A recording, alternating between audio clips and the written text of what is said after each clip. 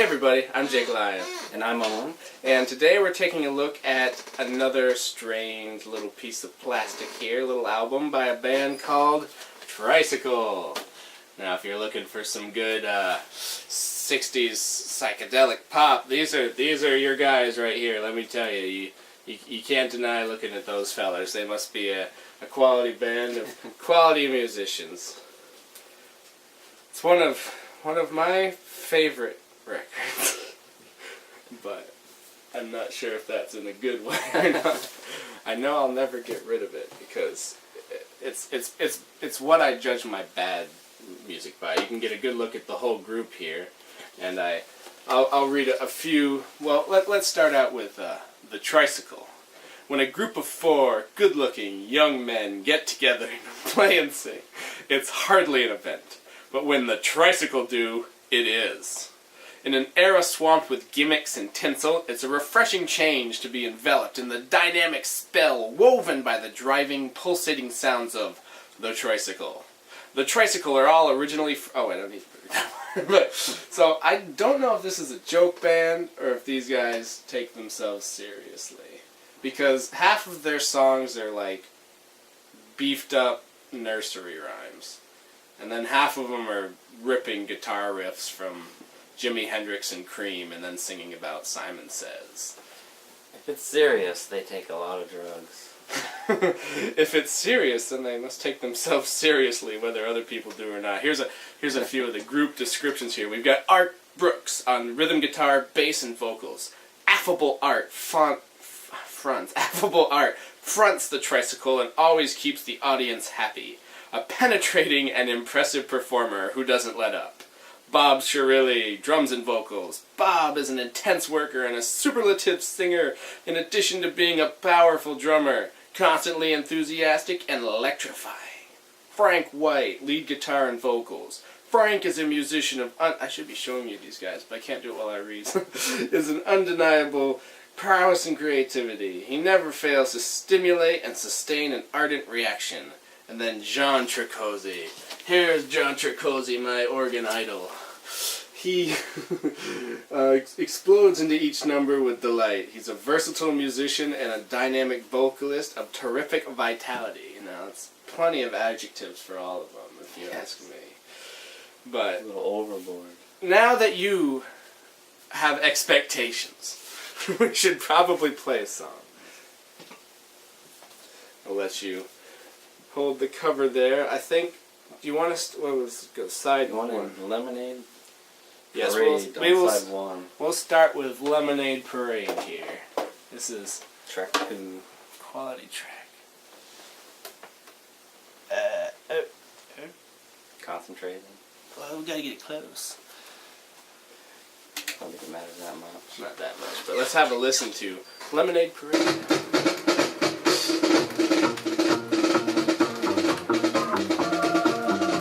That guitar looks from something too.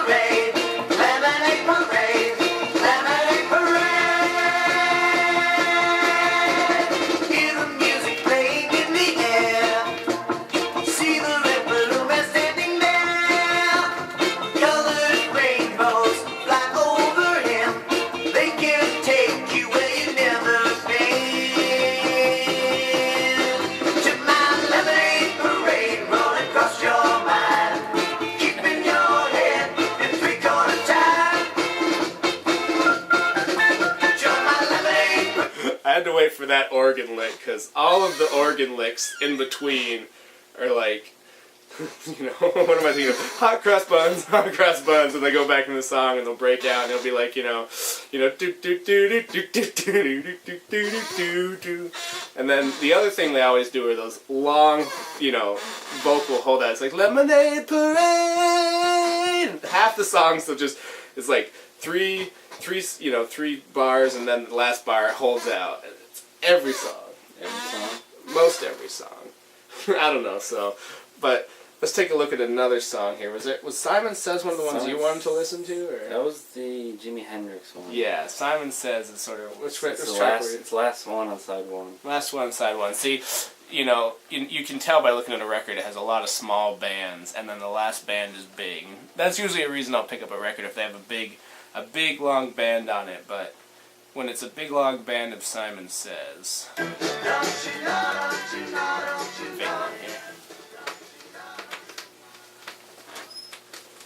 This is Simon Says.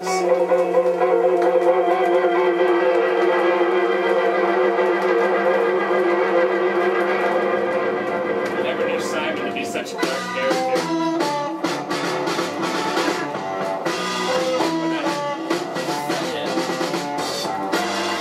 I think that's Jimi Hendrix.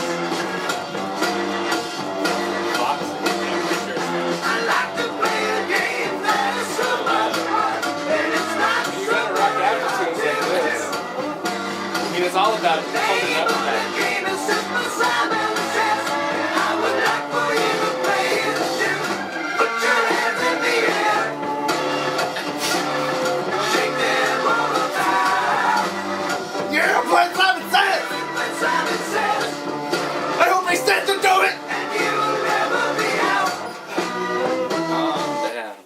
You gotta rock out. I mean, it's a rocking out song. I don't think so.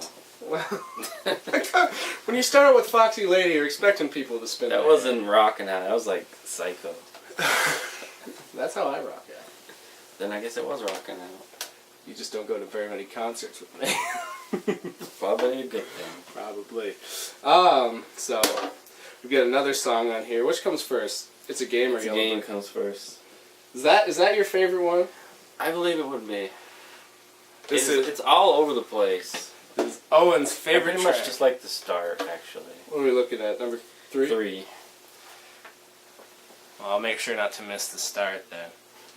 Okay. You can get the fart at the end of song 2 as well. Let me make sure I start a little bit in the end of song 2, because we don't want to miss the fart sound. I always think it's him. Anytime he drops it. I'm like, what are you doing? So maybe that's a song you should check out, if only for the end part.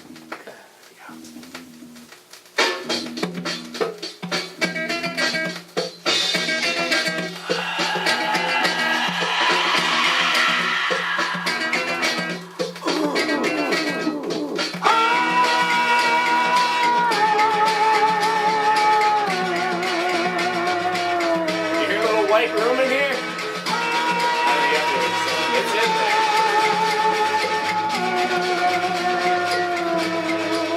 You know what?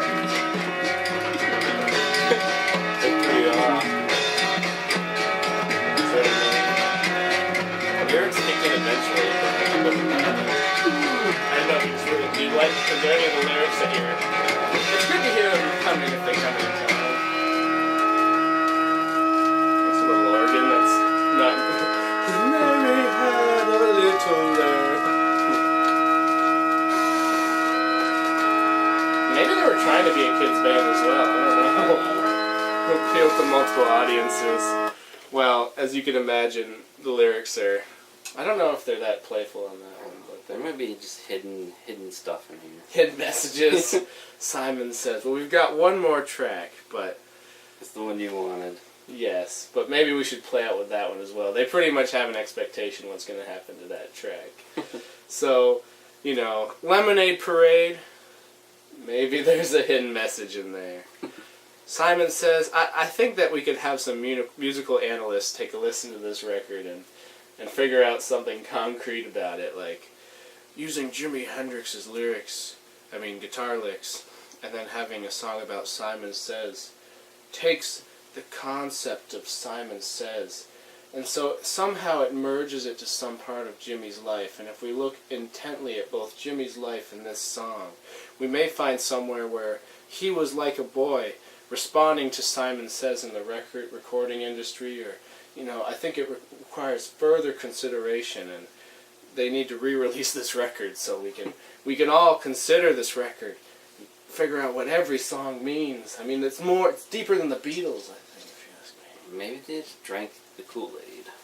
Maybe they just drank the Kool-Aid and then turned on PBS and whatever children's show was on. They didn't have Barney back then, so I don't know what they could have been. They walked into an elementary school tripping on acid, and they're like, "This is great! Sing that one again, teacher." No. But overall, as an album, do you want to give it stars? Should we do stars? I don't know what I would rate it. Well, it depends on what you're rating it as. A good album or a hilarious. I would say that it's a hilarious album that has moments that kind of border on being good, so you can sort of enjoy yourself for a bit, and then you laugh your way the rest of the way through it. And then there's that, it's a game where you want to sample that and rap over it. Yeah. So. If you find it in your local record store in the dollar bin, Get buy it. And if you find a copy that's better than mine, so the record doesn't drop out all the time. Is this the last song, Yellow Brick Rainbow?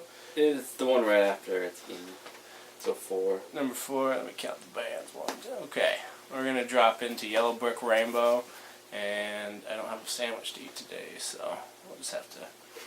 I'll have to lead out Your some... gimmick. That's my gimmick.